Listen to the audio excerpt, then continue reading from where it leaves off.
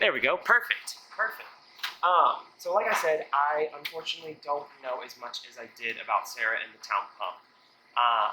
But as far as I understand, you all are pretty well connected as far as all of the bar owners and the bar managers. Could you kind of like talk on that? How does everyone know everyone? Because it seems like, Sarah for the most part, she knows Smitty at Odell. She knows, I think it's Dwight at Cooper Smith. Smitty, the CEO of Odell's, Yeah, used to be our delivery I driver here. heard that. He brought kegs down the stairs. Oh my gosh. There's a community down here that is wonderful. First, let's talk about Old Town area. Sure. The Old Town area, in my opinion, is the dining, drinking, dancing, live music, disco capital of Right. northern Colorado and southern Wyoming. No kidding. We get a lot of Laramie, we get a lot of Cheyenne, we get people from Longmont come up here, Greeley. People come here because of all these independent places Right. that are a little bit maverick in their attitudes. It's not corporate. Right. You don't have cookie cutter, everyone does the same thing. Absolutely. We all have our strange little quirks and ways of wanting to do business. Right. And I see the And, appeal of and that. people find that charming. Mhm. And we've all become friends. My neighbors are also my competitors, Right. but they are my neighbors. Right. And it's a wonderful community like that. That's an interesting way of looking at it. I really appreciate that. So, as far as Lucky Joe's goes, what made you decide to open up an Irish pub nestled in a Western saloon here in Fort Collins? Well, finding a theme and finding a name was way more difficult than I thought it was going to be. Sure. We wanted to be more of a steakhouse, Okay. food kind of place, but when we really started looking at this place and realized the limitations we have, the size of our kitchen and the size of what we can do with food storage, Okay. really put us in a different place. So we opened up and we had a nice little bar and grill menu. Sure. We opened up more as a saloon with a little bit of Irish flair, Okay. thinking, okay, we're half a block away from where a railroad goes by. Right. Maybe some Irish railroad workers back in the day would have come here after their shift and hung out a little bit. I get it now. And I don't know who built the railroads out here, if it was Sure, the yeah. Irish or the Chinese. But, Sure. that was just kind of how we were going to Yeah, paying a little homage. stage to the place. it. Sure. And after our first St. Patty's Day, our customers decided we were an Irish pub. I've got you. So it was a communal effort. I like that. We just decided, hey, this is what they think we are. Let's just go with it and be more Irish Okay. and forget about the saloon part. Okay. I get it. But we are in western states of the United States. Mhm. We're not in Ireland. Sure, we're sure. not in Chicago. We're not in Right. New York or Boston. We're, I get it now. I like that. those immigrants have true Irish pubs. Sure. First of all, Irish pubs don't have ceilings this tall. Oh, no kidding, right? Yeah, a little more intimate, a Yeah. little smaller. Yeah. Yeah. English and Irish pubs are very Right. quaint, Petite. and Yeah. they're small, a little bit more cozy, if Sure. you will. Sure. But we make do. Yeah. No kidding. I like that. That explains it then. So originally meant to be a steakhouse. That explains the good food. And, where did the music element come into play? Because I've noticed that you guys have the Irish jam sessions on Wednesdays and you've got open mic on Sundays. How did that kind of sneak into Well, it? my favorite places that I'd ever been to are places that just had a simple solo guitarist that was really talented, that could fulfill requests, have fun with people, have Sure. a little interplay.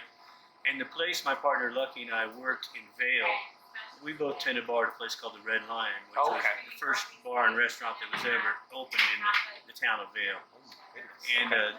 they had live music on a simple level, Sure. a single acoustic player. Sometimes there would be a duo, Sure. where the guy would invite people up to play with him, stuff like that. And that's something you wanted to carry over. And those are sort of my favorite places. I sing and play guitar, but I don't do it well enough to be professional. But I enjoy it Sure. and I appreciate it, and I'm decent enough at booking it. Okay. Because I can look around a room and see these people are really enjoying this person. Right. And I promise you, there's been a lot of people who have played here over the years where I didn't care for them. Sure. But I'd look around and see The people did. that people in this room really did. So Yeah. I'm like, all right, we'll hire them again. We'll get them back. Okay. It's not about me. It's about you. That's fair. And there's just an element of live music that I've always appreciated. Of course. And enough people do also. Absolutely. And we've always been a no-cover venue, other than New Year's Eve, which is a bit of a different thing because we have a lot of add-ins, Sure. party favors, and drink, champagne toast, those kind of things. Right. But we've never charged anybody to come in here for the live music. I didn't know that. That's incredible. And it's been a good formula. Sure. Absolutely. That makes sense. So how long has Lucky Joe's been around, and who is Lucky? Lucky's my partner. His Right. name's Dan. Okay. Okay. So Lucky might be a nickname then. It's a nickname. Okay. Okay. And actually, my mom came up with the name. We couldn't figure out a name.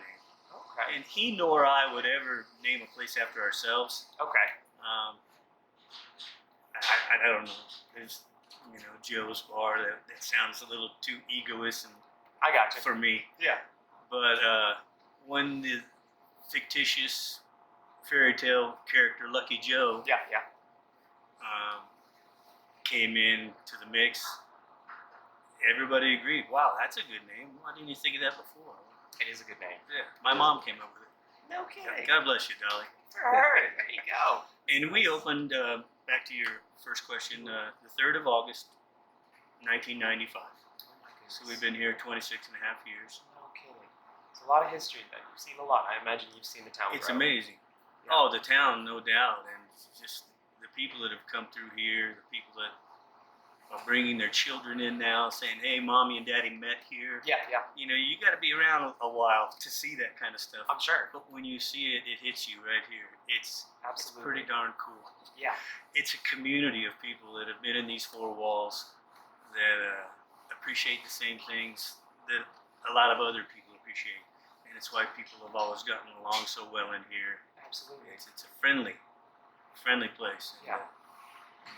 It's got some special moments. Yeah. I'm sure. And I'm going to brag on a kid that used to work here, Okay. if I may. I don't You know absolutely I don't know if it'll make the cut or not. No, it but, will. It will. All of this will. We've had some special people that have come through here. I mean, in so many different ways. But this past February, a kid that used to check IDs, and then he was a bar back here, then he became a bartender. He married a girl that was working here already. Okay. So there's part of Lucky Joe's family, and there's a lot of that. Yeah. Bartender marries a waitress, Sure. that kind of thing. No kidding. I love it. He is the head strength and conditioning coordinator for the Los Angeles Rams, Oh my and will very soon get a Super Bowl ring. Oh my. They just won the Super Bowl. Justin Lovett, who used to work here, No kidding. Justin Lovett. Good is for on him. their staff. I'm so proud of him. That's wonderful. That He's an amazing person. That's absolutely wonderful. And I noticed a lot of similarities between your answers as far as these questions go and Sarah's answers over at the Town Pump. She really mentions how important it is to have, this bar stand and signify as, a point for people in this community to come together and to really kind of, share experiences. And it almost is like a second home for a lot of people. It's a place that's really... It certainly is, and that is the role of bars, coffee shops, Right. cafes, little Right. restaurants, diners, the world around. Right. It's where people go to have discourse, to get together, to celebrate, to cry sometimes. Right, right. And if your place is open just to make money, and you do everything the formula says just to make money, and you run by a board of directors that might be 1,200 miles away, Right. you don't get the same neighborhood bar feel. You're right. And I think people Small notice that. hometown place. Fort Collins is not a small, homey town It's getting big. kind of place Yeah. anymore. More than half the people that live here probably were not from even Colorado. Right. We know it's a melting pot situation. Of I'm course. from the Kansas City area. Sure. I don't know where you're from. I'm but from Texas. Texas. Yep. But there's some commonality about this place. I mean, Fort Collins, not just Old Town or Lucky Joe's, that people really appreciate.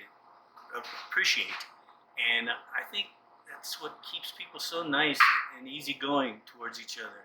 I think it It's a absolutely friendly is. place. It is. Yeah. And people can pick up on that. And people can notice that. And I think a lot of people resonate with that. And I think for myself, that's why, I know that as far as the housing prices are going, it's expensive, but I It know is. that we, myself and my girlfriend, we really want to stay here because we Yeah. feel that connection. You walk down the street and you may not hug on everybody or shake hands, Right. but people look each other in the eye and at least give a nod or Yeah. a hey, how are you?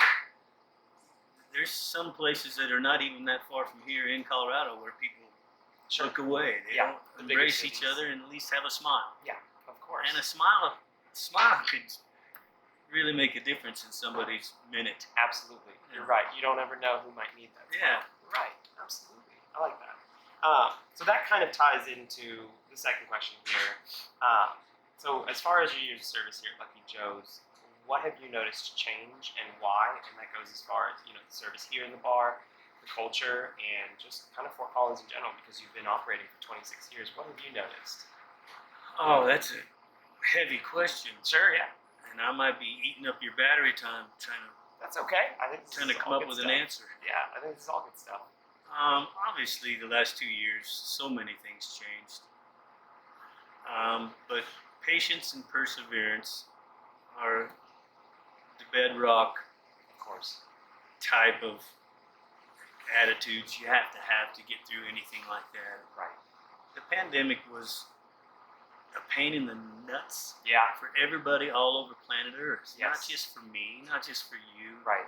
not just for people here, college students, grade school people, older people. It didn't matter. It changed everything. Right. And that's almost too obvious of an answer. The changes I've seen over 26 years are not remarkable. And I will tell you, this goes back to 1982 when I started in this industry in Manhattan, Kansas. Okay. Kansas State University. I started at a place called Kites Bar and Grill.